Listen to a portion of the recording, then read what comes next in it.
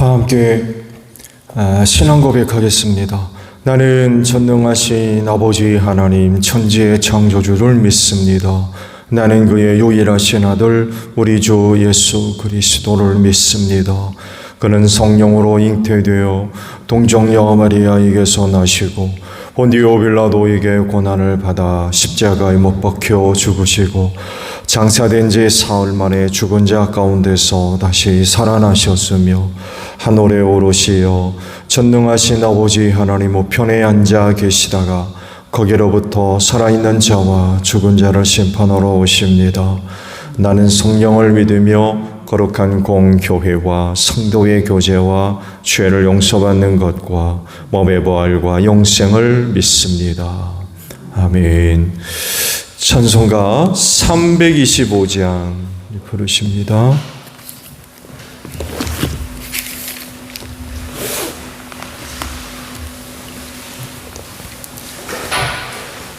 전도사님 TV 지난번처럼 그거 좀 꺼주실래요? 네. 찬송가 325장이에요. 예수가 함께 계시니 시험이 허나 겁없네.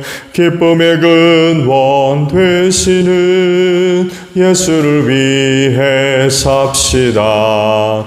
날마다 주를 섬기며 언제나 주를 기리고 그 사랑 안에 살면서 딴 일로 가지 맙시다.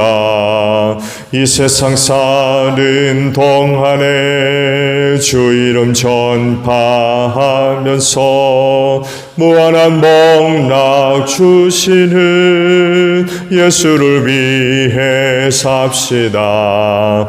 날마다 주를 섬기며 언제나 주를 기리고 그 사랑 안에 살면서 딴 길로 가지 맙시다. 이 세상 친구 없어도 예수는 나의 친구니 불의한 일을 버리고 예수를 위해 삽시다. 날마다 주를 섬기며 언제나 주를 기리고 그 사랑 안에 살면서 딴 길로 가지 맙시다. 주께서 심판하실 때 잘했다 칭찬하리니 이러한 상급 받도록 예수를 위해 삽시다. 날마다 주를 섬기며 언제나 주를 기리고 그 사랑 안에 살면서 딴 길로 가지 맙시다. 히브리서 3장의 말씀을 봅니다. 히브리서 3장 1절에서 11절입니다. 그러므로 하늘의 부르심을 함께 받은 거룩한 형제자매 여러분, 우리가 고백하는 신앙의 사도요 대제사장이신 예수를 깊이 생각하십시오. 이 예수는 모세가 하나님의 온 집안에 성실했던 것과 같이 자기를 세우신 분께 성실하셨습니다. 집을 지은 사람이 집보다 더 존귀한 것과 같이 예수는 모세보다 더 큰 영광을 누리기에 합당한 분이십니다. 어떠한 집이든지 어떤 사람이 짓습니다. 그러나 모든 것을 지으신 분은 하나님이십니다. 모세는 하나님께서 장차 말씀하시려는 것을 증언하기 위한 일꾼으로서 하나님의 온 집안 사람에게 성실하였습니다. 그러나 그리스도는 아들로서 하나님의 집안 사람을 성실하게 돌보셨습니다. 우리가 그 소망에 대하여 확신과 자부심을 지니고 있으면 우리는 하나님의 집안 사람입니다. 그러므로 성령이 이와 같이 말씀하셨습니다. 오늘도 너희가 그의 음성을 듣거든 너희 조상들이 광야에서 시험받던 날에 반역한 것과 같이 너희 마음을 완고하게 하지 말아라. 거기에서 그들은 나를 시험하여 보았고 40년 동안이나 내가 하는 일들을 보았다. 그러므로 나는 그 세대에게 분노해서 말하였다. 그들은 언제나 마음이 미혹되어서 내 길을 알지 못하였다. 내가 진노하여 맹세한 대로 그들은 결코 내 안식에 들어오지 못할 것이다. 아멘. 오늘은요 1절 하반절에 있는 말씀을 함께 보려고 합니다. 예수를 깊이 생각하십시오 라는 말씀입니다. 예수님은 신앙의 대상이지요. 왜냐하면 하나님이시기 때문에 그렇습니다. 사람의 몸을 입으시고 세상에 나타나신 하나님. 이뿐만 아니라 신앙의 대상이 되셔야 할 이유는 구원이 그분에게서 나오기 때문에 그렇습니다. 하나님은 인간 구원을 위해 예수님을 세상에 보내셨죠. 그리고 그 예수님을 믿음으로 말미암아 구원에 이르게 하셨어요. 다른 게 아니라 그 예수를 믿음으로 구원받게 하셨어요. 그래서 그 예수님을 신앙의 대상으로 세우셨어요. 그래서 그분을 생각하는 건 이상한 게 아닙니다. 그건 당연한 일이지요. 마땅한 일이기도 하고요. 특히 구원받은 사람들이 예수님에 대해서 생각하는 건 자연스러운 일이 될 수도 있고요. 그 마땅한 모습입니다. 나를 죄와 사망에서 구원하셔서 천국 가게 하는 분이라고 하면 그분을 깊이 생각하는 건 당연한 것이겠죠. 그래서 히브리서 기자가 예수님을 깊이 생각해서 얻은 것, 그것이 오늘 본문 말씀 속에 쭉 기록이 되어져 나옵니다. 그건 다른 것이 아니라 누구보다도 예수님은 뛰어나신 분이라는 거예요.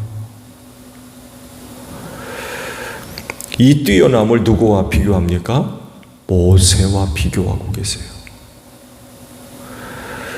모세는 이스라엘의 역사 속에 대단히 중요한 인물입니다. 또 이스라엘 백성들도 모세를 굉장히 중요한 신앙의 인물로 여기고 있죠. 그래서 모세를 굉장히 존경합니다. 굉장히 높이고. 그렇지만 모세가 아무리 유대인들에게 존경을 받고 귀중히 여기고 높임을 받는다 할지라도 예수님보다는 못해요. 모세가 한 일 정말 대단하고 위대한 일을 행했습니다. 대표적인 게 뭐예요? 율법을 받았어요.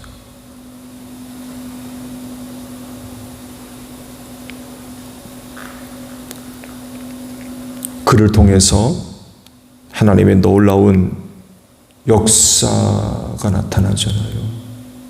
정말 놀라운 일을 행했습니다.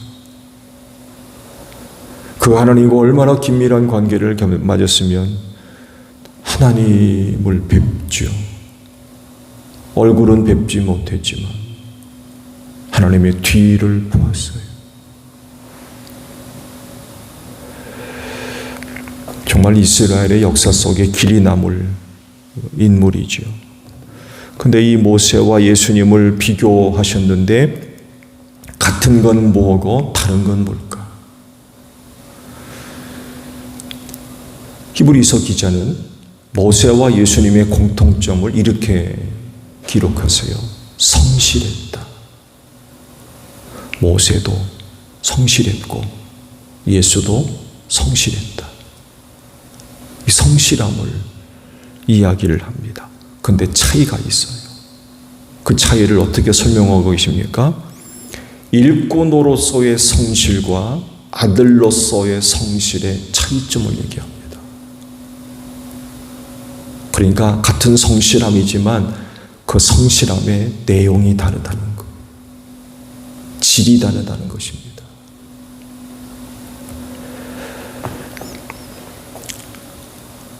이렇게 비교해 보면 같은 성실함이라도 차이가 있었던 거예요. 누가 더 낫다는 겁니까? 아들입니까? 일꾼입니까? 당연히 아들입니다. 아들의 성실과 일꾼의 성실은 달라요. 같은 아버지 집에서 성실하게 일을 했지만 아들의 성실과 일꾼의 성실은 다르다는 거예요. 히브리서 기자는 예수님을 깊이 생각해라 라고 말씀을 하십니다. 그래서 생각한 것이 예수님의 성실함이었습니다. 그리고 그 성실함은 모세보다도 낫다는 거예요.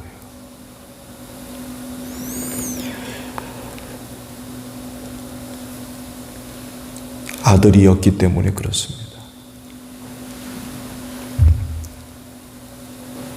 그래서 이런 물음이 생겨요. 그리스도를 깊이 생각해라 하시면서 성실을 이야기하는데, 여러분은 누굽니까? 하나님의 자녀입니까? 아니면 일꾼입니까? 예수님은 사도 제자들에게도 이렇게도 말씀을 하셨죠. 이제는 너희를 친구라 부르리라. 이런 말씀까지 하셨어요. 그래요. 친구까지도 얘기하죠. 그렇다면 하나님 앞에서 여러분은 누굽니까? 누구로 계시려고 하세요?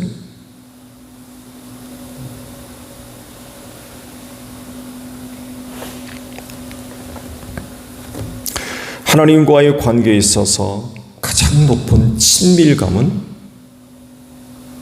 자녀입니까? 일꾼입니까? 당연히 자녀입니다. 하나님을 아버지라 부르게 하셨잖아요. 우리가 섬겨야 할 하나님과의 친밀한 관계성을 이야기한다면 그 어떤 것보다도 아버지와 자녀 사이입니다. 이것만큼 긴밀하고 높은 게 없어요. 그렇다고 하면 우리는 하나님 앞에서 자녀라 불리워야 되겠죠. 우리는 당연히 하나님 앞에서 우리는 자녀들이 되어져야 됩니다. 그러므로 모든 그리스도인은 하나님의 자녀로서 누구와 같은 성실함이 있어야 돼요? 예수님 같은 성실함이 있어야 된다는 거예요. 다시 말씀드리면 그 성실함을 모세와 비교했습니다. 하나님을 배울 정도로 그런 친밀감을 가지고 아버지 집에서 성실하게 일했지만 그는 일꾼입니다. 그러나 예수님은 아들입니다. 여러분도 하나님의 자녀인 줄로 믿습니다. 그렇다면 누구의 성실함이 있어야 되겠어요? 모세입니까? 예수입니까? 예수와 같은 성실함이 있어야 된다는 거죠. 성실하십니까? 하나님 앞에서 아들과 같은, 예수님과 같은 그런 그 성실함으로 하나님의 집에서 일하고 계십니까? 예수님의 성실함은 어느 정도입니까? 자기 목숨을 내어줄 정도로 성실하셨어요. 아버지가 아들을 보내서 죄인을 대신해서 내가 십자가에서 죽어야 되겠다 라고 하셨을 때 아들은 기꺼이 자기 목숨을 내어놓을 정도로 성실하셨어요. 우리가 하나님의 자녀라면 우리의 성실함은 어느 정도입니까? 어느 정도까지의 성실이에요?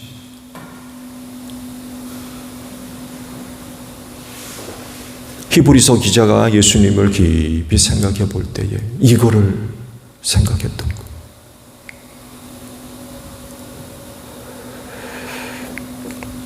자녀로서 하느님 앞에 성실하시고 그 성실함으로써 아버지를 섬기며 그 아버지 집에 있는 또 다른 많은 사람들도 그 성실함으로 잘 섬길 수 있는 여러분들이 되시기를 바랍니다. 주기도문합니다. 하늘에 계신 우리 아버지, 아버지의 이름을 거룩하게 하시며 아버지의 나라가 오게 하시며 아버지의 뜻이 하늘에서와 같이 땅에서도 이루어지게 하소서. 오늘 우리에게 일용할 양식을 주시고 우리가 우리에게 잘못한 사람을 용서하여 준 것 같이 우리 죄를 용서하여 주시고 우리를 시험에 빠지지 않게 하시고 악에서 구하소서. 나라와 권능과 영광이 영원히 아버지의 것입니다. 아멘. 기도하겠습니다.